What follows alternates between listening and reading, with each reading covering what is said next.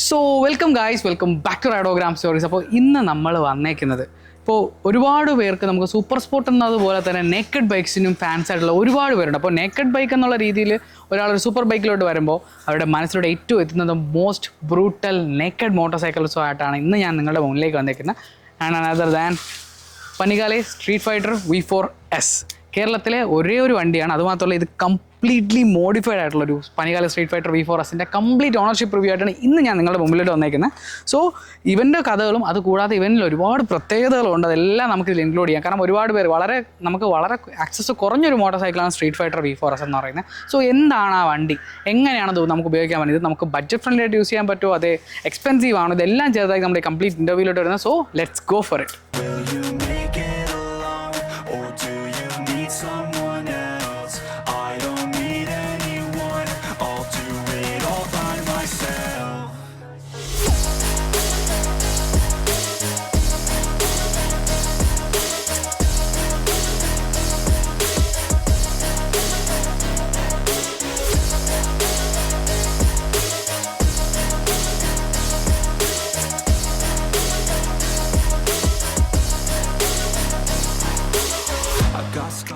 So അപ്പോൾ ഇന്ന് നമ്മുടെ കൂടെ ജിതിൻ ചേട്ടനാണ്. ചേട്ടാ വെൽക്കം ടു റൈഡോഗ്രാം സ്റ്റോറീസ്. അപ്പോൾ ഇന്ന് നമ്മൾ കംപ്ലീറ്റ് ഓണർഷിപ്പ് റിവ്യൂലായിട്ടാണ് ആക്ച്വലി നമ്മളിന്ന് വന്നേക്കുന്നത്. സോ നമുക്ക് ഫസ്റ്റ് തന്നെ ഇവൻ്റെ സ്റ്റോറി കേൾക്കുന്നതിന് മുമ്പ് എങ്ങനെയാണ് ആക്ച്വലി ജിതിൻ ചേട്ടാ ഈ ബൈക്കിംഗ് ഫീൽഡിലോട്ട് വന്നത് എന്നുള്ളത്. കാരണം എനിക്ക് തോന്നുന്നു ചേട്ടൻ കുറച്ചധികം വണ്ടികൾ ഉപയോഗിച്ച ശേഷമാണ് ഇപ്പോൾ സ്ട്രീറ്റ് ഫൈറ്ററിലേക്ക് എത്തി നിൽക്കുന്നത്. സോ ചേട്ടാ എങ്ങനെയായിരുന്നു ഈ ഒരു ബൈക്കിങ്ങിലോട്ട് വന്നത്?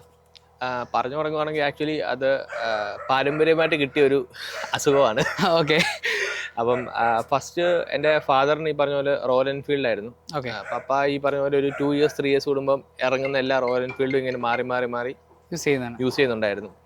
അങ്ങനെ ആ ഒരു ടൈമിൽ പപ്പ ഒരു 94 സംതിങ് ഒരു വണ്ടി എടുത്തിട്ട് ഫുൾ അത് മോഡിഫൈ ചെയ്ത് ചെയ്തു. ഞാൻ എനിക്ക് തോന്നുന്നു ഒരു 6th സ്റ്റാൻഡേർഡ് പഠിക്കുമ്പോൾ തൊട്ട് അന്നത്തെ ഒരു ഫോറസ്റ്റ് ചാമ്പ്യൻ ഓടിക്കാൻ ഞാൻ പഠിച്ചു. എൻ്റെ പപ്പയുടെ ബ്രദറിനുണ്ടായിരുന്നു. അത് കഴിഞ്ഞ് ഈ പറഞ്ഞ പോലെ ഞാൻ 8th ആയപ്പോഴത്തേക്ക് പപ്പയുടെ റോയൽ എൻഫീൽഡ് ഓടിച്ചു തുടങ്ങി. അപ്പൊ തൊട്ട് ഈ പണ്ട് തൊട്ടേ ബൈക്കുമായിട്ട് ഭയങ്കര ഇതാണ്. പിന്നെ എനിക്ക് +2 കഴിഞ്ഞ് ലൈസൻസ് കിട്ടിയപ്പോഴത്തേക്ക് ആ കാലത്തെ ഒരു സൂപ്പർ ബൈക്ക് എന്ന നമ്മുടെ കരിസ്മ, ഫസ്റ്റ് എനിക്ക് വലിയൊരു ബിഗ് ബൈക്ക് അന്നത്തെ കാലത്തെ ഒരു ബിഗ് ബൈക്ക് ആയിരുന്നു അത്. കരിസ്മ യൂസ് ചെയ്തു. കോളേജ് കഴിഞ്ഞപ്പോഴത്തേക്ക് അത് കൊടുത്തു. പിന്നെ ഈ പറഞ്ഞ പോലെ ജോലി കാര്യങ്ങളായിട്ട് മുന്നോട്ട് പോയി. അങ്ങനെ ഇരിക്കുമ്പം 2016 തോന്നുന്നു XDavel കേരളത്തിലെ ഫസ്റ്റ് വണ്ടി ഇതുപോലെ നമ്മളെടുത്തു. അന്ന് ഡുക്കാട്ടിയാണ് എടുത്തത്. അത് അന്ന് ഡുക്കാട്ടിയുടെ ഷോറൂം കേരളത്തിൽ ഓപ്പൺ ആയിട്ടില്ലായിരുന്നു. ഇവര് പൂനെന്ന് വണ്ടി എടുത്ത് ചെയ്യുമായിരുന്നു. അന്ന് ഇവിടുത്തെ എന്തോ കുറെ പ്രശ്നങ്ങളായിട്ട് നമുക്കത് അൺഫോർച്ചുനേറ്റ്ലി രജിസ്റ്റർ ചെയ്യാൻ കുറെ ഡിലേ വന്നു. അങ്ങനെ നമ്മൾ ആ വണ്ടി അവർക്ക് തന്നെ തിരിച്ചു കൊടുത്തിട്ട് പിന്നെ ഈ പറഞ്ഞ പോലെ കുറെ തണ്ടർബേർഡ് അങ്ങനെയുള്ള കുറെ ബൈക്ക് യൂസ് ചെയ്തു. പിന്നെ ബൈക്കിനോടൊരു ഇൻട്രസ്റ്റ് ഇല്ലാതെ കുറച്ച് നാൾ അതിൽ നിന്ന് ബൈക്കിൽ നിന്ന് മാറി നിന്നു. പിന്നെ കാറുകൾ മാത്രമാണ് യൂസ് ചെയ്തത്. അങ്ങനെ എനിക്കൊന്ന് 2023 ഈ പറഞ്ഞ പോലെ ഫെബ്രുവരി ഒക്കെ ആയപ്പോഴത്തേക്ക് ഒരു ദിവസം ഇങ്ങനെ ചുമ്മാ ഇരുന്നപ്പോൾ എനിക്ക് തോന്നി അന്ന് ഒരു ബൈക്ക് എടുക്കാം. വീണ്ടും പഴയതുപോലത്തെ ആഗ്രഹങ്ങൾ പിന്നെയും മുള പൊട്ടി. അങ്ങനെ ഒരു അഡ്വഞ്ചർ ബൈക്ക് എടുക്കാനായിരുന്നു എനിക്ക് പ്ലാൻ. അഡ്വഞ്ചർ ബൈക്ക് ഞാൻ ഫസ്റ്റ് GS നോക്കി. അത് കഴിഞ്ഞ് മൾട്ടിസ്ട്രാഡ സെക്കൻഡ് വണ്ടിയാണ് ഞാൻ നോക്കിയത് ആക്ച്വലി. പിന്നെ ആ സെക്കൻഡ് വണ്ടിയിൽ നിന്ന് ഞാൻ actually BMW 850 GS brand new എടുക്കാന്നുള്ള രീതി വന്നു. അങ്ങനെയാണ് ഞാൻ ആക്ച്വലി ഡുക്കാട്ടിയിലെ പ്രിയങ്കിനെ പരിചയപ്പെടുന്നത്.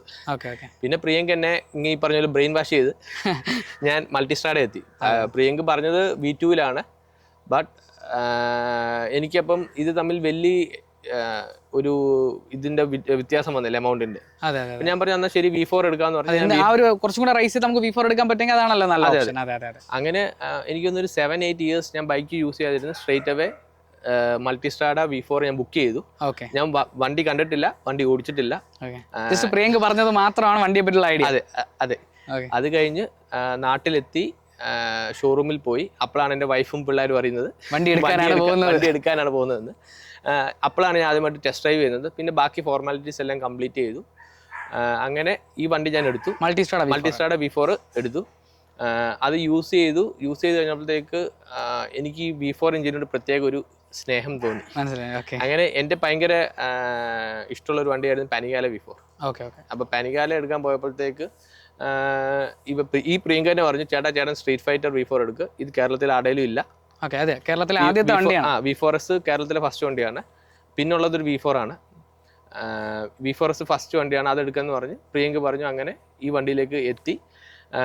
ഞങ്ങൾ ലംബോർഗിനി എഡിഷൻ ആക്കാനായിട്ടുള്ള ഒരു പ്ലാൻ ആയിരുന്നു. അപ്പം ഞങ്ങൾ ഇതിനു വേണ്ടി പോയി കണ്ടത് ട്രിവാൻഡ്രമുള്ള കളർമി ക്രേസി കസ്റ്റംസ് നിഹാസിക്കയാണ് പോയി കണ്ടത്. അപ്പം നിഹാസിക്ക പറഞ്ഞു, നമ്മൾ ഡുക്കാട്ടിയുടെ അതേപോലെ കോപ്പി അടിക്കണ്ട, എവിടെയെങ്കിലും കൊണ്ടുവച്ചാൽ ആൾക്കാർ പറയും കോപ്പി അടിച്ചാന്ന്, നമുക്ക് നമ്മുടേതായിട്ടുള്ള ലംബോർഗിനിക്ക് ഒരു ട്രിബ്യൂട്ട് കൊടുത്തുകൊണ്ട് നമുക്ക് ചെയ്യാമെന്ന് പറഞ്ഞു. അങ്ങനെ ഈ ഡിസൈൻ ഫുള്ള് നിഹാസിക്ക ചെയ്തതാണ്. ഓൾമോസ്റ്റ് ഒരു 8-9 months എടുത്ത് വണ്ടി ഫുള്ള് അങ്ങനെ കുറെ പാർട്സ് ലംബോർഗിനി എഡിഷന്റെ തന്നെ പാർട്സ് ആണ് ആഡ് ചെയ്തിട്ടുണ്ട്. അതൊക്കെ വന്ന് ചെയ്യാനായിട്ട് ഇങ്ങനെ കുറെ ഡിലേ എടുത്തു. ഓൾമോസ്റ്റ് ഒരു 1 year കഴിഞ്ഞാണ് വണ്ടി റോഡിൽ ഇറങ്ങുന്നത്. എടുത്ത ഒരു 1 year വെയിറ്റിംഗിന് ശേഷം. കേരളത്തിലെ ആദ്യത്തെ സ്ട്രീറ്റ് ഫൈറ്റർ V4S ആണ്. പ്ലസ് ഇതാണ് കേരളത്തിൽ ഏറ്റവും മോഡിഫൈ ചെയ്തിട്ട് ഏറ്റവും വർക്ക് ചെയ്തിട്ടുള്ള ഒരു സ്ട്രീറ്റ് ഫൈറ്റർ V4S.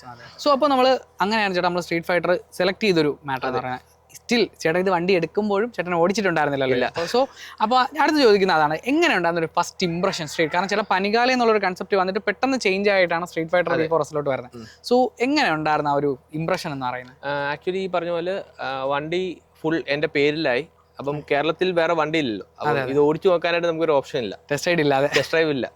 അപ്പം അങ്ങനെ ഇത് ഈ ആക്ച്വലി നിഹാസിക്കെ കാണാനായിട്ട് ഞാനും പ്രിയങ്കും കൂടെ ട്രിവാൻഡ്രം പോയി. അന്ന് ഈ വണ്ടി ഷോറൂമിലാണ്, മൾട്ടിസ്ട്രാഡ് എൻ്റെ ഉണ്ട്.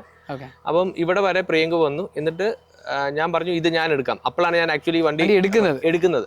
അപ്പം ഇവിടുന്ന് കോട്ടയം ടു തിരുവല്ല പോയപ്പോഴത്തേക്ക് എനിക്ക് ആദ്യമേ ഒരു ചെറിയൊരു ബുദ്ധിമുട്ട് ഫീൽ ചെയ്തു. കാരണം നമ്മൾ മൾട്ടിസ്ട്രാഡയുടെ ആ ഒരു മാറി ഇങ്ങോട്ട് വന്നപ്പോഴത്തേക്ക്. അത് കഴിഞ്ഞ് പ്രിയങ്കിനെ ഞാൻ വണ്ടി കൊടുത്തു. പിന്നെ തിരിച്ചോടി കൊട്ടാരക്കര എത്തിയപ്പോഴത്തേക്ക് ഞങ്ങളൊരു ചായ കുടിക്കാൻ നിർത്തി. അവിടുന്ന് പിന്നെ വണ്ടി സ്വാപ്പ് ചെയ്തു.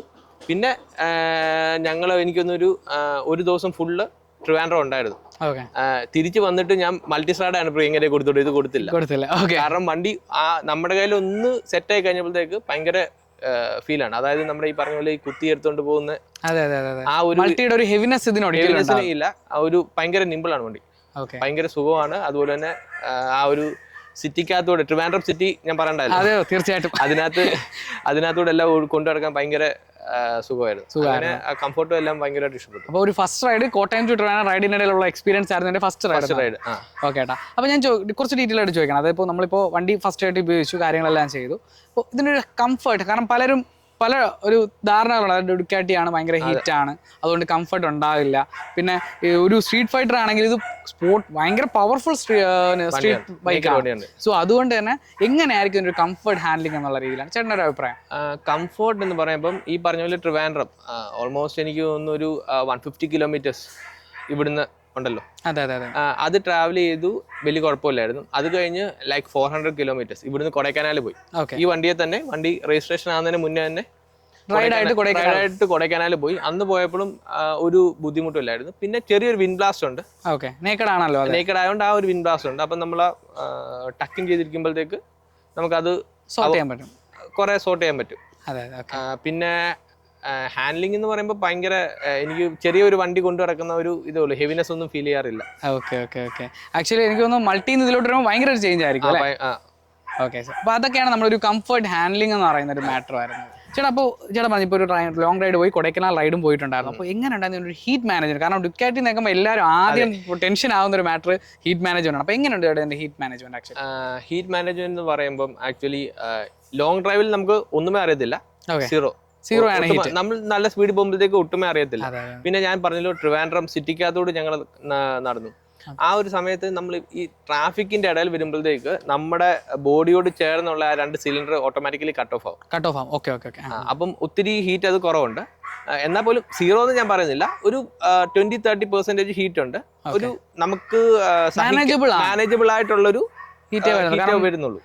നമ്മളിപ്പോൾ റീസെന്റ് കാരണം ഞാനിപ്പോൾ ഒരു സ്ട്രീറ്റ് ഫൈറ്റർ എക്സ്പീരിയൻസ് ചെയ്ത സമയത്ത് എനിക്ക് ഫീൽ വെച്ചാൽ നമ്മൾ കാണുന്നൊരു ധാരണ അതിനില്ല, ഭയങ്കര ഹീറ്റ് കുറവായിട്ടുള്ള ഒരു വണ്ടിയായിട്ട് ഫീൽ ചെയ്യും. അപ്പോൾ അത് ചേട്ടൻ ഇപ്പോൾ എനിക്ക് എന്നെക്കാളും നല്ലൊരു എക്സ്പീരിയൻസ് ആണ് ചേട്ടൻ്റെ സിറ്റിക്കകത്തും ചേട്ടൻ എല്ലായിടത്തും, കാരണം ഒരു ഡെയിലി വെഹിക്കിൾ ചേട്ടൻ ആക്ച്വലി ഇതിനെ യൂസ് ചെയ്യുന്നത്. സോ അപ്പോൾ ഓൾമോസ്റ്റ് എല്ലാം നല്ല എക്സ്പീരിയൻസ് ആയിട്ടുണ്ടാവും. അപ്പോൾ ഇതിൽ കംഫർട്ടിൽ ഒരു ബുദ്ധിമുട്ടുകളായിട്ട് എന്തെങ്കിലും തോന്നിയിട്ടുണ്ടോ വണ്ടിയിൽ? ഇല്ല, എനിക്ക് ആ പാടെ ഒരു ബുദ്ധിമുട്ട് ഫീൽ ചെയ്തത് കാരണം മൾട്ടി സ്ട്രാഡ എന്ന് വെച്ചാൽ നമ്മൾ ചുമ്മാ അത് സാധാരണ ഇരിക്കുന്ന പോലെ ഇരുന്നിട്ട് നമുക്ക് എത്ര സ്പീഡ് വേണമെങ്കിലും പോവാം, ഒട്ടും വിൻബ്ലാസ്റ്റ് അടിക്കാറില്ല. ബട്ട് ഇതിൽ ആ പറഞ്ഞ ആ ഒരു ഇത് നമുക്ക് കിട്ടാറില്ല.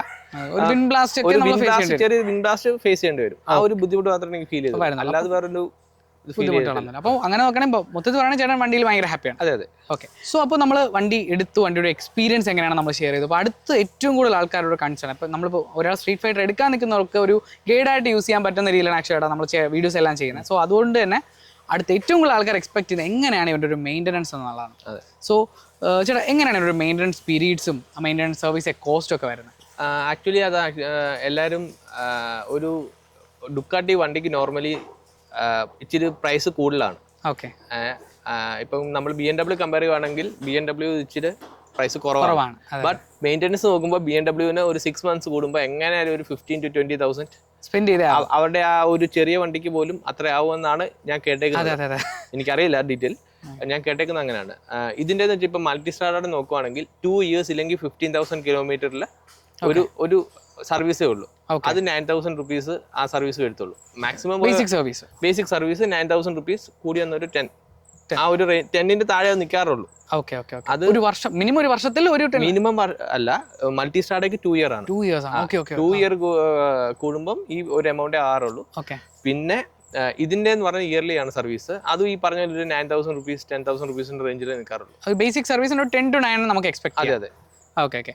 അപ്പോൾ ഇത് ഒരു വർഷത്തിൽ വണ്ടിക്ക് മൊത്തത്തിലൊരു ചിലവായിട്ട് കൺസിഡർ ചെയ്യുമ്പോൾ അത്ര മാത്രമേ വരത്തുള്ളൂ.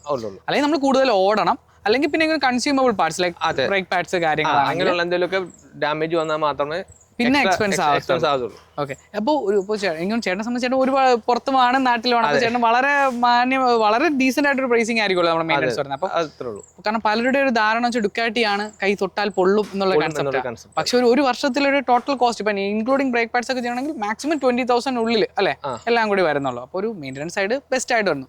പിന്നെ ചേട്ടൻ, ഞാൻ ഒരു കാര്യോട് ചോദിക്കുകയാണ്, അതായത് ഇപ്പോൾ മെയിൻ്റനൻസ് റിലേറ്റ് ചെയ്ത് ചോദിക്കുകയാണ്. കാരണം ഡുക്കാറ്റിയാണ് ചേട്ടൻ ആദ്യം ഫസ്റ്റ് ഒരു സൂപ്പർ ബൈക്ക് ആഗ്രഹിച്ചപ്പോഴും എടുത്തൊരു ഡുക്കാറ്റി എന്ന് പറയുന്ന ഒരു ബ്രാൻഡാണ്. സോ സ്റ്റിൽ ഇപ്പോഴും 2 വണ്ടി ഡുക്കാറ്റി ബ്രാൻഡിൻ്റെതാണ്. അപ്പോൾ സോ ചേട്ടാ, എങ്ങനെയുണ്ട് ഒരു ഡുക്കാറ്റി ബ്രാൻഡ് എക്സ്പീരിയൻസ്? ശരിക്കും V4 എഞ്ചിൻ ആണ് ഞാൻ മൾട്ടി സ്റ്റാർഡ് എടുത്തപ്പം എനിക്ക് അതിനോടൊരു അഡിക്ഷൻ ആയി പോയി. ഭയങ്കര കംഫോർട്ടും സുഖവും എല്ലാം എനിക്ക് ഭയങ്കര ഒരു വല്ലാത്തൊരു ഫീലിംഗ് ആണ് അത് ഓടിക്കുന്നത്. ആവശ്യത്തിന് പവർ വേണ്ടിയപ്പോൾ പവർ വേണം, അല്ലാതെ ഇപ്പം ഒരു ടൗണിൽ കൂടെ പവർ ഒന്നും ഇല്ലാതെ നോർമലായിട്ട് പോകണമെങ്കിൽ ആ രീതിയിലും യൂസ് ചെയ്യാം. ഞാൻ ഈവൻ എൻ്റെ 4th ഗിയറിൽ ഈ പറയുന്ന ഒരു 30-40 kilometer സ്പീഡിൽ മൾട്ടി സ്റ്റാർഡ് ഓടിച്ചിട്ടുണ്ട്. ഈ പറയുന്ന പോലെ പണ്ടത്തെ ഡുക്കാട്ടി അത് പറ്റിയിട്ടില്ല. ഈ പറഞ്ഞ എൻ്റെ ആദ്യത്തെ XDiavലയിൽ 2 ഇല്ലെങ്കിൽ 3 ഗിയറിന്റെ മേളിൽ ഞാൻ പോയിട്ടില്ല. ഈ വണ്ടി അതിനുള്ള സ്ഥലമില്ല ഈ വണ്ടിക്ക്. പക്ഷെ അങ്ങനെ ഒരു പ്രശ്നം വന്നിട്ടില്ല ഈ 2 വണ്ടിക്കും. പുതിയ ജനറേഷൻ V4 എഞ്ചിന് അങ്ങനെ ഒരു പ്രശ്നം വരാറില്ല. അപ്പോൾ എന്താ പറയാ, ഡുക്കാറ്റി എന്നൊരു ബ്രാൻഡ് എക്സ്പീരിയൻസ് വളരെ നല്ലതാണ്. എങ്ങനെയുണ്ട് ഒരു സർവീസ് എക്സ്പീരിയൻസ്? ഞാനിവിടെ കൊച്ചിയിലാണ് ചെയ്യുന്നത്. എനിക്കിതുവരെ ഒരു പ്രശ്നങ്ങളും ഉണ്ടായിട്ടില്ല. നല്ല സപ്പോർട്ടാണ്. എപ്പം എന്ത് ആവശ്യം പറഞ്ഞ് വിളിച്ചാലും അവർ ആ ഒരു സപ്പോർട്ട് ചെയ്യാറുണ്ട്. ഓക്കെ, അപ്പോൾ സർവീസ് സൈഡും ബ്രാൻഡിന്റെ സൈഡും ആയാലും ചേട്ടൻ ഭയങ്കര ഹാപ്പിയാണ്. അതെ. ഓക്കെ, അപ്പോൾ അതൊക്കെയാണ് നമ്മുടെ മെയിൻ്റനൻസ് റിലേറ്റഡ്. അപ്പോൾ നിങ്ങളൊരു ഡുക്കാറ്റി എടുക്കാൻ ആഗ്രഹിക്കുന്നുണ്ടെങ്കിൽ ഒരു കാരണവശാലും ടെൻഷൻ ആവേണ്ട ആവശ്യമില്ല. നിങ്ങളൊരു ബേസിക് നമ്മുടെ സൺഡേ റൈഡ്, അങ്ങനെ സൂപ്പർ ബൈക്ക് എപ്പോഴും നമ്മൾ നോർമൽ റൈഡ് യൂസ് ചെയ്യുന്നത് വളരെ കുറവാണ്. ഒരു ബേസിക്സ് റൈഡ് ഒരു വർഷത്തിൽ നമ്മൾ 16 kilometer ഉള്ളിൽ നിങ്ങൾ യൂസ് ചെയ്യുന്നുണ്ടെങ്കിൽ നമ്മുടെ ബേസിക് സർവീസ് കോസ്റ്റ് എന്ന് പറയുന്നത് ഒരു 10 മാക്സ് ഒരു 12 വരെ അത്രയേ വരാറുള്ളൂ. സോ അപ്പോൾ മെയിൻ്റനൻസ് എന്നുള്ള ഒരുപാട് പേര് ഒരു മിത്തായിട്ട് പറയുന്ന ഒരു കാര്യമാണ് ഡുക്കാറ്റി എന്ന് പറഞ്ഞാൽ എക്സ്പെൻസീവ് ആണ്. സോ ഇതാണ് അതിൻ്റെ ആക്ച്വലി ട്രൂത്ത് എന്ന് പറയുന്നത് അല്ലേ. സോ അപ്പോൾ നമുക്കിനി അടുത്ത ക്വസ്റ്റ്യനിലേക്ക് പോകാം. ഓക്കെ ചേട്ടാ, അപ്പോൾ നമ്മളിപ്പോൾ കറൻ്റ് വണ്ടിയുടെ കംഫർട്ട് പറഞ്ഞു, ഹാൻഡ്ലിംഗ് പറഞ്ഞു, മെയിൻ്റനൻസ് പറഞ്ഞു. അപ്പം ഒരു പുതുതായിട്ട് ഒരാൾ വണ്ടി എടുക്കാൻ നോക്കുമ്പോഴും അല്ലെങ്കിൽ ഇപ്പോൾ നമുക്ക് യൂസ്ഡ് എടുക്കാൻ നോക്കുന്നവരാണെങ്കിലും അവർക്ക് അടുത്ത് മെയിനായിട്ട് അറിയേണ്ടത് എന്തൊക്കെയാണ് ഇവൻ്റെ ഒരു പോസിറ്റീവ് ആൻഡ് നെഗറ്റീവ്സ് എന്നുള്ളൊരു തോട്ടാണ്. സോ അപ്പോൾ എന്തൊക്കെയാണ് ചേട്ടൻ ഇതിൽ പോസിറ്റീവായിട്ട് തോന്നുന്ന കാര്യങ്ങൾ? പോസിറ്റീവ് എന്ന് പറയുവാണെങ്കിൽ ഒത്തിരി കാര്യങ്ങളുണ്ട്. ഏറ്റവും മെയിനായിട്ടും പറയേണ്ടത് അതിൻ്റെ കംഫർട്ടാണ്. കംഫർട്ടും പിന്നെ ഹാൻഡ്ലിങ്ങും ഭയങ്കര സുഖമുള്ളൊരു കാര്യമാണ് അതിൻ്റെ. പിന്നെ ഈ പറയുന്ന പോലെ മെയിൻ്റനൻസ്, ലോ മെയിൻ്റനൻസ്, ഈ ഇയർലി ഞാൻ പറഞ്ഞല്ലോ മാക്സിമം 10 അത്രേ വരുന്നുള്ളൂ, ആ ഒരു റേഞ്ചിലെ മെയിൻ്റെനൻസ് വരുന്നുള്ളൂ. പിന്നെ ഇവിടെ കേരളത്തിലാണെങ്കിൽ സർവീസ് നല്ല സർവീസാണ്, നമുക്ക് അങ്ങനെ വലിയ ബുദ്ധിമുട്ട് വന്നിട്ടില്ല. പിന്നെ നമ്മുടെ ബൈക്ക് ഷെഡ് അവരാണ് എൻ്റെ ഈ ഇത് വന്ന് AMC എടുത്തേക്കുന്നതാണ്. അപ്പോൾ എൻ്റെ 2 വണ്ടി അവർ ഈ പറഞ്ഞ പോലെ ഞാനിവിടെ ഇല്ലാത്ത കാരണം അവർ വന്ന് ഇവിടെ ഫ്ലാറ്റിൽ വന്ന് സർവീസ് എല്ലാം ചെയ്ത് അവർ വെച്ചിട്ട് പോകും. അപ്പൊ അതുകൊണ്ട് ചേട്ടനെ സംബന്ധിച്ച് ഈ സ്ട്രീറ്റ് ഫൈറ്റർ ഒരു ഹാസൽ ഫ്രീ ആയിട്ടുള്ള ഒരു വണ്ടിയാണ്. അതെ, സ്ട്രീറ്റ് ഫൈറ്ററും ആയാലും എൻ്റെ മറ്റേ മൾട്ടി ആയാലും എനിക്ക് ഒരു ബുദ്ധിമുട്ടും വരാറില്ല. കറക്റ്റ് മെയിൻറ്റൈൻഡ് ആയി വണ്ടി പോകുന്നുണ്ട്. ഓക്കെ, അപ്പോൾ എന്തായാലും ഒരു പോസിറ്റീവ്സ് എന്ന് പറയുമ്പോൾ പ്രധാനമായിട്ട് ചേട്ടൻ പറഞ്ഞ പോലെ ഇതുപോലെ ഹാൻഡ്ലിംഗ് കംഫർട്ട്, പിന്നെ ഈ പറഞ്ഞ ലോ മെയിൻ്റെനൻസ്, പിന്നെ എല്ലാവരും വിചാരിക്കുന്ന പോലെ ഹീറ്റ് ഇല്ല. അതെ, ആക്ച്വലി ഹീറ്റ് ഇല്ല. ഡുക്കാട്ടി എന്ന് പറയുമ്പോൾ ആൾക്കാർ ഹീറ്റ് എന്നാണ് അതിനെ ഇത് ചെയ്ത് പറയുന്നത്, പക്ഷെ ഹീറ്റ് ഇല്ല. അതെ, ആക്ച്വലി ഒന്ന് എക്സ്പീരിയൻസ് ചെയ്താലേ മനസ്സിലാവുള്ളൂ. എല്ലാവരും പറയും ജസ്റ്റ് പറയുന്നതാണെന്ന്, ഒരിക്കലും അല്ല. കാരണം നമ്മളത് എക്സ്പീരിയൻസ് ചെയ്യുമ്പോഴാണ് ആ ചേഞ്ച്. മൾട്ടി ആയാലും ശരി, സ്ട്രീറ്റ് ഫൈറ്റർ ആയാലും ശരി, ഹീറ്റ് ഭയങ്കര. പക്ഷെ വേറൊരു കാര്യമുണ്ട്, പഴയ യൂസ്ഡ് വണ്ടിയൊക്കെ ആണെങ്കിൽ, പഴയ വണ്ടി ഐ മീൻ ഒരു 22-23 മുന്നുള്ള വണ്ടികളൊക്കെ ആണെങ്കിൽ ഈ പറഞ്ഞ നല്ല ഹീറ്റ് ഉണ്ട്. എഞ്ചിനിൽ വന്ന ചേഞ്ച് കാരണമാണ് ഈ വണ്ടികൾ ലേറ്റസ്റ്റ് വേർഷൻ വണ്ടിക്ക് ഈ പറഞ്ഞ പോലെ ഹീറ്റ് വളരെ കുറവാണ്. ഓക്കെ ഏട്ടാ, അപ്പോൾ അതൊക്കെയാണ് ഒരു പോസിറ്റീവ്സ് എന്ന് പറയുന്നത്. നെഗറ്റീവായിട്ട് എന്തെങ്കിലും തോന്നിയിട്ടുണ്ടോ? നെഗറ്റീവ് എനിക്ക് ആക്ച്വലി മൾട്ടി യൂസ് ചെയ്യുന്നതുകൊണ്ടാണ് അറിയത്തില്ല. വിൻബ്ലാസ് എനിക്കൊരു നെഗറ്റീവായിട്ടാണ് ഫീൽ ചെയ്യുന്നത്. കാരണം മൾട്ടിയിൽ എനിക്ക് ഒട്ടും വിൻഡ് അടിക്കാറില്ല തന്നെ. ബട്ട് ഇതിൽ എനിക്ക് കുറച്ച് അധികം അത് കമ്പയർ ചെയ്യുമ്പോൾ കുറച്ച് അധികം വിൻഡ് അടിക്കാറുണ്ട്. പിന്നെ എനിക്ക് തോന്നുന്നത് അതായത് ഇതിന്റെ പവർ ട്രാൻസ്മിഷൻ പോലെ ഈ നമ്മൾ സ്ലോ സ്പീഡിൽ പോയിട്ട് ഒന്ന് കൈ കൊടുക്കുമ്പോഴത്തേക്ക് ചെയിൻ്റെ അവിടുന്ന് ഒരു ടക്ക് എന്നൊരു സൗണ്ട് വരും. നമുക്കൊരു ജസ്റ്റ് ഒരു ഓക്വേർഡ്നെസ് ഫീൽ ചെയ്യും. ബട്ട് ഫൈൻ, അതുകൊണ്ട് വലിയ പ്രശ്നമൊന്നുമില്ല. അത് ആക്ച്വലി പവർ അതിലോട്ട് ട്രാൻസ്മിറ്റ് ആണ്. വണ്ടി ഇത്രയും പവർഫുൾ ആയ ഒരു വണ്ടി, ആ ഒരു ഇതാണ്, ആ ഒരു ഫീലാണ്. അത് ആക്ച്വലി ഷോറൂം ചെക്ക് ചെയ്യുമ്പോൾ ഷോറൂം ചെക്ക് ചെയ്തപ്പോൾ സ്ട്രീറ്റ് ഫൈറ്റർ യൂസ് ചെയ്യുന്ന ബാക്കി എല്ലാവരും ഇതേ പ്രശ്നം തന്നെ പറയുന്നുണ്ട്. അതൊരു നെഗറ്റീവായിട്ട് തോന്നുന്നതായിട്ട് പറയുന്നത്, അല്ലാതെ മറ്റൊന്നും ഇല്ല. ഓക്കെ, അപ്പൊ വണ്ടിയുടെ ചേട്ടൻ പൂർണ്ണമായിട്ട് ഹാപ്പിയാണ്. അതെ. ഓക്കെ, സോ അപ്പോൾ അതൊക്കെയാണ് നമ്മുടെ നെഗറ്റീവ്സ് ആൻഡ് പോസിറ്റീവ്സ് എന്ന് പറയുന്നത്. സോ നമുക്കിതിൽ അടുത്ത് മേജർ പാർട്ടിലോട്ട് കിടക്കാം, ഇതിൻ്റെ കംപ്ലീറ്റ് മോഡിഫിക്കേഷനിലോട്ട്. പറഞ്ഞ പോലെ വണ്ടി വന്നിട്ട് 1 വർഷം കാത്തിരുന്നാണ് ഇവനെ ഈ ഒരു രൂപത്തിലാണ് ചേട്ടൻ ആക്ച്വലി കയ്യിലോട്ട് എടുക്കുന്നത്. സോ ഇതിൽ ആക്ച്വലി പറയുകയാണെങ്കിൽ 5 ലക്ഷം രൂപയുടെ മോഡിഫിക്കേഷൻ ആക്ച്വലി ഈ കറണ്ട് ബൈക്കിൽ ചെയ്തിട്ടുണ്ട്. അപ്പോൾ നമുക്ക് എന്തൊക്കെയാണെന്ന് നോക്കാം. ചേട്ടാ, ഇതിൽ മേജറായിട്ട് പറയേണ്ടത് ഇതിൻ്റെ പെയിൻറ്റിംഗ് ആണ്. സോ അതെന്താണ് അതിൻ്റെ ഒരു സ്റ്റോറി? പെയിൻറ്റിങ് ആക്ച്വലി ഞങ്ങൾ പല സ്ഥലത്തും നോക്കി. അപ്പം ആ ലംബോർഗിനി എഡിഷൻ്റെ ഈ ഒരു കളർ എനിക്ക് ഭയങ്കരമായിട്ട് ഇഷ്ടപ്പെട്ടു. അപ്പോൾ എനിക്ക് ആ ഒരു കളർ തന്നെ വണ്ടി ഇറക്കണമെന്ന് ഭയങ്കര ആഗ്രഹമായിരുന്നു. ഞങ്ങൾ പല സ്ഥലത്തും തപ്പിയിട്ട് ആർക്കും അങ്ങനെ ചെയ്യാൻ പറ്റത്തില്ല. അങ്ങനെയാണ് നിഹാസിക്ക ക്രേസി കസ്റ്റംസിലെ നിഹാസിക്കെ കുറിച്ച് അറിയുന്നതും പിന്നെ ഞങ്ങൾ കോണ്ടാക്ട് ചെയ്തു. അപ്പം നിഹാസിക്ക അങ്ങനെ എല്ലാവർക്കും മറുപടി കൊടുക്കാറില്ല. കാരണം കുറെ കൊച്ചു പിള്ളേർ ഈ പറഞ്ഞ ഒരു പുള്ളിയെ കോണ്ടാക്ട് ചെയ്തിട്ട് ടൈം പാസിന് വേണ്ടി ചെയ്യുന്ന കുറെ ആൾക്കാർ. പക്ഷെ പുള്ളി അങ്ങനെ അപ്പം ആ ഒരു ഇതൊക്കെ നോക്കിയിട്ട് പുള്ളി ആൾക്കാരോട് മീൻസ് കാണത്തു പോലും ഉള്ളൂ. അങ്ങനെ ഞങ്ങൾ ഈ പറഞ്ഞ പോലെ ഇന്ന ദിവസം വരാൻ പറഞ്ഞു, പോയി കണ്ടു, ഇതാണ് നമ്മുടെ തീം, ഇതെല്ലാം വേണമെന്ന് പറഞ്ഞു. പിന്നെ ഞാൻ പറഞ്ഞത് എൻ്റെ ലക്കി നമ്പർ 7 ആണ്. അപ്പം എൻ്റെ വണ്ടികളെല്ലാം 7 ആണ് നമ്പറും രജിസ്ട്രേഷൻ നമ്പറും. അതുപോലെ തന്നെ ഈ 7ൻ്റെ കാര്യം പറഞ്ഞു. അപ്പം എന്ത് ഡിസൈനിങ് ഫുള്ള് നിഹാസിക്കടെ കൊടുത്തു. എനിക്ക് ഈ ഒരു കളർ വേണമെന്ന് മാത്രമേ പറഞ്ഞുള്ളൂ. ഓക്കെ, സോ അപ്പോൾ ഇത് ഡിസൈൻ ചെയ്തതും ഇതെല്ലാം പ്ലാൻ ചെയ്തതും എല്ലാം നിഹാസിക്കയാണ്. കളറും പിന്നെ ഈ ഒരു ബുള്ളിനെ ഇവിടെ സ്പെസിഫിക് ആയിട്ട് എടുത്തുകൊണ്ട് ലംബോർഗിനി എഡിഷനിൽ ഇത് ശരിക്കും ചെറിയൊരു ബുള്ള് മാത്രമേ ഉള്ളൂ. നമ്മളിത് ആ ലംബോർഗിനിയുടെ ഫുൾ ബുള്ളിനെ വലുതായിട്ട് കൊണ്ടുവന്ന് ഇവിടെ കാണിച്ചിട്ടുണ്ട്. പിന്നെ നമ്പർ നമ്മുടെ ചേട്ടന്റെ ലക്കി നമ്പറുള്ള 7 പല സ്ഥലത്തും ഇതൊരു വലിയ 7 ആണ്. അതെ, ഇതുണ്ട്. പിന്നെ അതുപോലെ തന്നെ മഡ് ഗാർഡിലുണ്ട് 7. ഓക്കെ, പിന്നെ ഇവിടെ ഉണ്ട്. അങ്ങനെ പല സ്ഥലങ്ങളിലും നിഹാസിക്ക 7 നമ്പർ ആഡ് ചെയ്തിട്ടുണ്ട് നിഹാസിക്ക. ഓക്കെ, അപ്പൊ അതൊരു വലിയ നിഹാസിക്കയുടെ വർക്ക് എന്ന് വെച്ചാൽ നിഹാസിക്ക കളമി ക്രേസി കസ്റ്റം നമ്മൾ പല വീഡിയോസിലും പല വണ്ടികളും പുള്ളിയാണ് പെയിന്റ് ചെയ്തിട്ടുണ്ടായിരുന്നത്. സോ അവിടെ പുള്ളി ഭയങ്കര പ്രീമിയം ആയിട്ട് ചെയ്യുന്ന ആളാണ്. അതുപോലെ തന്നെ ആ വർക്കും അത്രയും പ്രൊഫഷണൽ ആയിരിക്കും. അതുപോലെ തന്നെ ഇതിന്റെ ഹെൽമെറ്റ് ഉണ്ട്, അറയുടെ ഹെൽമെറ്റ് ആണ്. അതും ഈ സെയിം തീമിൽ തന്നെ എനിക്ക് ചെയ്തു തന്നിട്ടുണ്ട്. വണ്ടിയും ഹെൽമെറ്റും കൊണ്ട് ഇരുന്നാൽ വണ്ടിയുടെ ഒരു പാട്ടാണ് ആ ഹെൽമെറ്റ് പറയത്തുള്ളൂ. അതും നിഹാസിക്കാനാണ് ചെയ്തത്. അപ്പൊ അത് കഴിഞ്ഞിട്ട് അടുത്തൊരു ചേഞ്ച് ഈ സീറ്റ്സ് ആണെന്നോ? അതെ, സീറ്റ്സ് ചെയ്തേക്കുന്നത് വെൻഡാറ്റ പ്രൊജക്ട്സ്. അതെ, അവര് ചെന്നൈയിലുള്ള അവരാണ് സീറ്റ് ചെയ്ത് തന്നേക്കുന്നത്. അപ്പൊ കളറിന്റെ കാര്യവും ഇതും എല്ലാം പറഞ്ഞു തന്നപ്പോ പുള്ളി 1-2 ഡിസൈൻസ് അയച്ചു തന്നു. ആ സീറ്റിൽ പോലും നമുക്ക് ഈ പറഞ്ഞ 7 എന്നുള്ള എലമെന്റ് നമ്മൾ കയറ്റിയിട്ടുണ്ട്. സീറ്റിലും അതുപോലെ ആഡ് ചെയ്ത് ആ സെയിം കളർ സ്കീമിലോട്ട് സീറ്റും എത്തിച്ചിട്ടുണ്ട്. ഓക്കെ ഓക്കെ ഏട്ടാ. പിന്നെ ഇതിലെ one of the most important കുറച്ച് പാർട്സ് എന്ന് പറഞ്ഞു കഴിഞ്ഞാൽ ആക്ച്വലി അതിൽ കുറച്ച് വിഷമമുണ്ട്, നമുക്കത് എല്ലാം വെക്കാനും പറ്റിയില്ല. ലാംബോർഗിനി എഡിഷൻ സ്ട്രീറ്റ് ഫൈറ്ററിന്റെ കുറച്ച് പാർട്സ് ചേട്ടൻ ഇമ്പോർട്ട് ചെയ്തിട്ടുണ്ടായിരുന്നു. എന്തൊക്കെയായിരുന്നു കേട്ടോ? ആക്ച്വലി ഈ സീറ്റ് കവള് ഇത് ലാംബോർഗിനി എഡിഷന്റെ ഒറിജിനൽ സാധനം തന്നെയാണ്. ഇത് അതിനാണ് ആക്ച്വലി വണ്ടി ഇത്രയും ഡിലേ ആയത്. അവർ ഈ ലംബോർഗിനി എഡിഷൻ നമ്പേർഡ് എഡിഷൻ ആണ്. സോ ആ വണ്ടിയുടെ വിൻ നമ്പർ കൊടുത്താൽ മാത്രമേ ഇവര് സ്പെയർസ് കിട്ടത്തുള്ളൂ. പിന്നെ ഞാൻ UK യിലുള്ളൊരു ആളെ കോൺടാക്ട് ചെയ്ത്, മീൻസ് ഒരു ലംബോർഗിനി എഡിഷൻ ഉള്ള ആളെ അല്ലല്ല, നമ്മുടെ UK യിലുള്ള ഇതുപോലെ ഡുക്കാട്ടിയുടെ സ്പെയർസ് വിൽക്കുന്ന ഒരു ഇതുണ്ട്. അവരെ കോൺടാക്ട് ചെയ്ത് അവരൊത്തിരി കഷ്ടപ്പെട്ടിട്ടാണ് ഈ ലംബോർഗിനി പാർട്സ് എല്ലാം നമുക്ക് എടുത്തു തന്നത്. അങ്ങനെ എടുത്തു തന്നത് ഒന്ന് ഇത് സീറ്റ് കവളുണ്ട്, പിന്നെ ഈ അണ്ടർബെല്ലി പാനൽ വരുന്നത്. അതെ, അണ്ടർബെല്ലി പാനലുണ്ട്. പിന്നെ 2 സാധനം കൂടി ഞാൻ ഓർഡർ ചെയ്തായിരുന്നു. അത് പക്ഷെ ഇവിടെ വന്നപ്പോഴത്തേക്ക് വണ്ടിക്ക് മാച്ച് ആയില്ല. ഒന്ന് ഈ ബാറ്ററി കവറും അതുപോലെ തന്നെ ഈ സൈഡിലത്തെ ടാങ്ക് കവറും. ആക്ച്വലി ഡിസൈൻ ഡിഫറൻസ് ഉണ്ട്. ഡിസൈൻ ഡിഫറൻസ് ഉണ്ട്. അത് വെച്ചപ്പോഴത്തേക്ക് ഒരു അലൈൻമെന്റ് വ്യത്യാസം പോലെ വരും. പിന്നെ അങ്ങനെ അത് മാറ്റി ഒറിജിനൽ ഇത് തന്നെ വെച്ചു. അതും കൂടെ വെക്കാനായിട്ട് പറ്റിയിട്ടുണ്ടായിരുന്നില്ല അല്ലേ? ഇല്ല, അത് ആക്ച്വലി ആ എമൗണ്ട് വേസ്റ്റ് ആയി പോയി. Okay okay. പിന്നെ മെയിനായിട്ടും അയക്കുന്നത് ഈ പറഞ്ഞ പോലെ കോസ്റ്റ് നമ്മൾ നോക്കുമ്പോൾ കൂടുതലും അയക്കുന്നത് ട്രാൻസ്പോർട്ടേഷൻ. ഇവിടെ ഇമ്പോർട്ട്, പിന്നെ അതുപോലെ ഇമ്പോർട്ട് കസ്റ്റംസ് ഡ്യൂട്ടി ഇതെല്ലാം കൊടുക്കുമ്പോഴത്തേക്കാണ് ഒരു നല്ലൊരു എമൗണ്ട് ആകുന്നത്. പിന്നെ വേറൊരു ഇമ്പോർട്ടൻറ്റ് പാർട്ട് എന്ന് പറയുന്നത് ഇതിന്റെ ക്ലിയർ കേസ് ആണ്.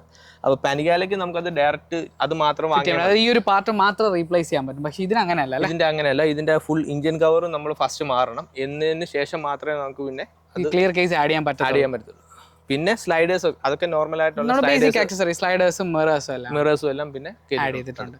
സോ ആക്ച്വലി മെയിൻ ആയിട്ട് പറഞ്ഞാൽ ഇതിന്റെ ഏറ്റവും ഹൈലൈറ്റ് ഇതിന്റെ പെയിന്റിംഗ് തന്നെയാണ്. അതെ. സോ അപ്പോൾ ഇതൊക്കെയാണ് നമ്മൾ ഈ വണ്ടിയിൽ ചെയ്തിട്ടുള്ള മോഡിഫിക്കേഷൻ വർക്ക്. പിന്നെ ചേട്ടൻ പറഞ്ഞ ലാംബോർഗിനി പാർട്സ് ഓൾറെഡി അത് എക്സ്പെൻസീവ് ആയിരിക്കും, പ്ലസ് അതിന്റെ ട്രാൻസ്പോർട്ടേഷൻസും കാര്യങ്ങളും എല്ലാം കൂടി. സോ അപ്പോൾ നമുക്ക് വിചാരിച്ച ഫുൾ കംപ്ലീറ്റിലോട്ട് ചേട്ടൻ ആ ഒരു പാർട്ടും കൂടെ വെച്ചിരുന്നെങ്കിൽ ചേട്ടൻ ആ ഒരു ഡ്രീമിലോട്ട് എത്താമായിരുന്നു. അതെ. സോ അപ്പോൾ അതൊക്കെയാണ് ഇതിലെ മോഡിഫിക്കേഷൻ ആയിട്ട് പറയുന്നത്. സോ അപ്പോൾ ചേട്ടാ, നമ്മുടെ ഈ ഒരു വീഡിയോ കാണുന്ന കൂടുതൽ ആൾക്കാരും ഈ വണ്ടി ആഗ്രഹിച്ച് ഇതിനെപ്പറ്റി എൻക്വയറി ചെയ്ത് വരുന്നവരൊക്കെ, അപ്പോൾ ഈ ഒരു വണ്ടി എടുക്കാൻ ആഗ്രഹിക്കുന്നവരോട്, ഇത് അല്ലെങ്കിൽ ഡുക്കാറ്റി എന്ന് പറയുന്ന ബ്രാൻഡിലോട്ട് പോകാൻ ആഗ്രഹിക്കുന്നവരോട് എന്താണ് സജഷൻ പറയാനായിട്ടുള്ളത്? ആക്ച്വലി ഞാൻ പറഞ്ഞല്ലോ, ആദ്യമേ എടുത്ത വണ്ടിയും ഡുക്കാറ്റി ആയിരുന്നു. ആ ഡുക്കാറ്റിയോട് പ്രത്യേക ഒരു സ്നേഹമാണ്. ആക്ച്വലി പറഞ്ഞ ഒരു അഡിക്ഷൻ പോലെയാണ്. ഓക്കെ. അപ്പം ഇത് പറയാനായിട്ടുള്ളത് മെയിനായിട്ടും ഇതിന്റെ വണ്ടിക്ക് ഇനീഷ്യൽ കോസ്റ്റ് സ്വല്പം കൂടുതലായിരിക്കും. പിന്നെ അത് കഴിഞ്ഞ് മെയിൻ്റെനൻസ് നമുക്ക് നോക്കുമ്പോൾ അത് കുറച്ച് ഹാൻഡിൽ ചെയ്യാൻ പറ്റുന്ന ഒരു മെയിൻ്റെനൻസ് ആണ്. പിന്നെ ഈ പറഞ്ഞ പോലെ സർവീസിന്റെ ഇന്റർവെൽസ് ഇപ്പം മൾട്ടിയും അതുപോലെ തന്നെ XDR ആണെങ്കിൽ അതൊക്കെ 2 years കൂടുമ്പോൾ അതിന് സർവീസ് ഒക്കെ വരുത്തുള്ളൂ. പിന്നെ പനികാല സ്ട്രീറ്റ് ഫൈറ്ററിനൊക്കെയാണ് ഈ 1 year വരുന്നത്. അങ്ങനെ നോക്കുകയാണെങ്കിലും മെയിൻ്റെനൻസ് സൈഡും ഓക്കെയാണ്. നമുക്ക് ആ ഒരു പവറിനെ ഇഷ്ടപ്പെടുന്ന ഒരാളാണെങ്കിൽ of course go for Ducati. പിന്നെ ഏറ്റവും ഇമ്പോർട്ടൻ്റ് ആയിട്ടുള്ള കാര്യം, മെയിൻലി മോസ്റ്റ്ലി ഒരു സൂപ്പർ ബൈക്കിലും എനിക്ക് ഫീൽ ചെയ്യാത്തൊരു കാര്യം ഇതിന്റെ braking. One of the best in the industry ഡുക്കാട്ടിയുടെ ബ്രേക്കിംഗ് ആണ്. അത് എന്ത് ഇതാണ് അവരത് ചെയ്യുന്നത് അറിയത്തില്ല. സെയിം ബ്രേക്ക് സിസ്റ്റം തന്നെ വേറെ കമ്പനി വെച്ചാലും ഈ ഒരു ഇത് നമുക്ക് എഫിഷ്യൻസി കിട്ടാറില്ല. അബൌട്ട് 200 ആണെങ്കിൽ പോലും നമ്മൾ പിടിച്ചാൽ വണ്ടി ഇവിടെ നിൽക്കും. അതെ. സോ അതായത് വണ്ടി പോയാൽ മാത്രം പോലെ പിടിച്ചു നിർത്താനുള്ളൊരു വേണം. വണ്ടി മോസ്റ്റ്ലി എല്ലാ വണ്ടിയും ഈ പറഞ്ഞ പോലെ പവർ കയറും, പക്ഷെ പിടിച്ചാൽ മിക്കവും നിൽക്കാതില്ല, സ്കിഡ് ആയി പോകത്തേ ഉള്ളൂ. ഇതിന് അങ്ങനെ ഒരു പ്രശ്നമില്ല. സോ അപ്പോൾ ഡുക്കാറ്റി എന്നുള്ള ബ്രാൻഡിൽ ചേട്ടൻ ഭയങ്കര ഹാപ്പിയാണ്. അതെ. ഓക്കെ. Traction control. അതെ, ടെക്നോളജിയിൽ എനിക്ക് തോന്നുന്നു ഒരാളുടെ സേഫ്റ്റിക്ക് ആവശ്യമുള്ള എല്ലാ സംഭവവും ഇതാണ്. അത് കാരണം ഇപ്പൊ എനിക്ക് പുതിയ V4 വരുന്നത് ബ്രംബോയുടെ ഏറ്റവും പുതിയ ബ്രാൻഡഡ് ബ്രേക്സും ആയിട്ടാണ്. കാരണം അതായത് ടെക്നോളജി ആയാലും എഫിഷ്യൻസിയിലായാലും അവർ ഒന്നിലും കോംപ്രമൈസ് ചെയ്യുന്നില്ല. എനിക്ക് പേഴ്സണലി ഒരു ഇതുണ്ട്. ഞാൻ ഒരു പ്രാവശ്യം വണ്ടി ഇതുപോലെ എൻ്റെ കയ്യിൽ നിന്ന് സ്കിഡായി പോയി. പക്ഷേ ഈ ട്രാക്ഷൻ കൺട്രോൾ ഓൺ ആയിരുന്നു. അത് കാരണം വണ്ടി തിരിച്ച് എൻ്റെ കൺട്രോളിൽ തന്നെ വന്നു. എനിക്കൊന്നും പറ്റിയില്ല, വണ്ടിക്ക് ഒന്നും പറ്റിയില്ല. വണ്ടി നേരെ ഓട്ടോമാറ്റിക്കലി അണ്ടർ കൺട്രോൾ തന്നെ വന്നു. ആക്ച്വലി അതൊരു എഫിഷ്യന്റ് അല്ലാത്തൊരു വണ്ടിയാണെങ്കിൽ ഉറപ്പായിട്ട് സ്കിഡായി പോകും. സോ അപ്പോൾ ചേട്ടാ, നമ്മൾ ഓൾമോസ്റ്റ് നമ്മുടെ വണ്ടിയുടെ കംപ്ലീറ്റ് ഇൻഫർമേഷൻ നമുക്ക് നമ്മുടെ വ്യൂവേഴ്സിനായിട്ട് നമ്മളെല്ലാം ഷെയർ ചെയ്തിട്ടുണ്ട്. അപ്പോൾ ഫൈനലായിട്ട് ചോദിക്കാം, ചേട്ടൻ ഇപ്പോൾ ഇത്രയും വർഷമായിട്ട് ചേട്ടൻ ബൈക്കിംഗ് ഫീൽഡുണ്ട്. വളരെ മുന്നേ ബൈക്കിംഗ് സ്റ്റാർട്ട് ചെയ്തു, പിന്നെ കുറച്ചാൾ ഗ്യാപ്പ് എടുത്തു, വീണ്ടും സ്റ്റിൽ ഇപ്പോഴും ആ ബൈക്കാണ്. ആ ഒരു പാഷൻ ഉള്ളവരാണ് വീണ്ടും തിരിച്ച് അതിലേക്ക് വരുന്നത്. സോ അപ്പോൾ എന്താണ് ചേട്ടൻ പുതുതായിട്ട് വരുന്ന റൈഡേഴ്സിനോടൊക്കെ ഒരു സജഷനായിട്ട് പറയാനുള്ളത്? ആക്ച്വലി റൈഡേഴ്സിനോട് മാത്രമല്ല, അവരുടെ പേരൻസിനോടും കൂടെയാണ് പറയാനുള്ളത്. അപ്പം നോർമലി എല്ലാവരും ഈ പറഞ്ഞ പോലെ ഒരു ലൈസൻസ് കിട്ടുമ്പോഴത്തേക്ക് വലിയ വണ്ടികൾ എടുത്തു കൊടുക്കും. അതായത് CC കൂടുതലായിട്ടുള്ള വണ്ടികൾ എടുത്തു കൊടുക്കും. അത് ആക്ച്വലി എൻ്റെ ഒരു ഒപ്പീനിയൻ, ഞാൻ പേഴ്സണലി വന്ന അങ്ങനെയാണ്. ഈസ് ലൈക്ക് ഒരു R15 പോലത്തെ വണ്ടി, ഒരു 150cc, ഒരു 1-2 year യൂസ് ചെയ്യുക. അത് കഴിഞ്ഞ് നേരെ അടുത്ത കപ്പാസിറ്റി ലൈക്ക് റോയൽ എൻഫീൽഡോ ഇല്ലെങ്കിൽ ആപ്രില ഒരു ട്വിൻ സിലിണ്ടർ അങ്ങനെ ഒരു 400-600 cc ഒരു വണ്ടി 400 cc വരെ, പിന്നെ ഒരു 600 പോവാ. പിന്നെ വേണമെന്നുണ്ടെങ്കിൽ ഈ പറഞ്ഞ പോലെ 800 cc വരെ, ഇല്ലെന്നുണ്ടെങ്കിൽ ഡയറക്റ്റ് ലിറ്റർ ക്ലാസ്സിൽ യൂസ് ചെയ്യാം. അപ്പം ആ ഓരോ സ്റ്റെപ്പ് വൈസ് ആയിട്ട് വന്നാലേ ആ വണ്ടിയെ കുറിച്ച് അവർക്ക് അറിഞ്ഞ് ഒരു മിനിമം ഒരു 1 year ഒരു 6 months ഒക്കെ യൂസ് ചെയ്യുമ്പോഴത്തേക്ക് വണ്ടിയായിട്ട് യൂസ് ആവും. പിന്നെ എവിടാണ് പ്രശ്നങ്ങൾ, അപ്പം മെയിൻലി ഇപ്പോഴത്തെ കാണുന്ന ഒരു ജനറേഷനിൽ എല്ലാവരും നേരെ വലിയ വണ്ടി ഡ്യൂക്ക് 390 ഇതിലോട്ടൊക്കെ ഡയറക്റ്റ് കയറി അങ്ങ് ചാടുകയാണ്. ആക്സിഡൻസിൽ അത് ഇത് ചെയ്യുന്നുള്ളൂ. അപ്പം ഈ പിള്ളേരപ്പം ആ ഒരു ചെറിയ പ്രായമാകുമ്പോഴത്തേക്ക് മീൻസ് ഇൻക്ലൂഡിങ് മീ, ഞാനും ഒക്കെ ആ ഒരു പ്രായത്തിൽ ഇതുപോലെ തന്നെ വണ്ടിയിൽ അഭ്യാസം കാണിച്ചിട്ടുള്ളതാണ്. നമ്മൾ കുറച്ചുകൂടി മെച്യൂർ ആകുമ്പോൾ നമുക്ക് അതൊരു മനസ്സിലാകത്തുള്ളൂ. കാരണം നമ്മളാണെങ്കിൽ കൊച്ചിൽ ആദ്യം ചോദിക്കുന്നത് നമുക്ക് വലിയ വണ്ടി വേണമെന്നാണ് ആഗ്രഹം. പാരന്റ്സ് ആവണം അതൊരു കൺട്രോൾ ആയിട്ട് അറേഞ്ച് ചെയ്യാം. അതെ, ചെറിയൊരു വണ്ടിയിൽ നിന്ന് തുടങ്ങി വരുന്നതാണ് എപ്പോഴും അതിന്റെ നല്ല കാര്യം. അവർക്ക് അതിനെ ടേം ചെയ്ത് എടുക്കാൻ പറ്റില്ല എന്നുണ്ടെങ്കിൽ ഇനിഷ്യലി ഒരു വലിയ വണ്ടിയിലോട്ട് പോകുമ്പോൾ അവർക്ക് അതിന്റെ ബുദ്ധിമുട്ട് ഉറപ്പായിട്ടും ഫേസ് ചെയ്യേണ്ടി വരും. അതെ. സോ അപ്പോൾ അതൊക്കെയാണ് ഒരു പറയാനുള്ളത്. ചേട്ടാ anyway thank you so much. അപ്പോൾ നമുക്ക് വന്നതിനും ചേട്ടൻ ഒരു വാല്യുബിൾ ടൈം നമുക്കായിട്ട് നമ്മുടെ വ്യൂവേഴ്സിനായിട്ട് സ്പെൻഡ് ചെയ്തതിനും. സോ അപ്പോൾ എന്തായാലും ഇത് ഒരുപാട് പേർക്ക് യൂസ്ഫുൾ ആകുന്നുള്ള വിശ്വാസത്തോടെ നമ്മൾ വൈൻഡ് അപ്പ് ചെയ്യാൻ പോവാണ്. So once again thank you ചേട്ടാ. Thank you. ബൈ.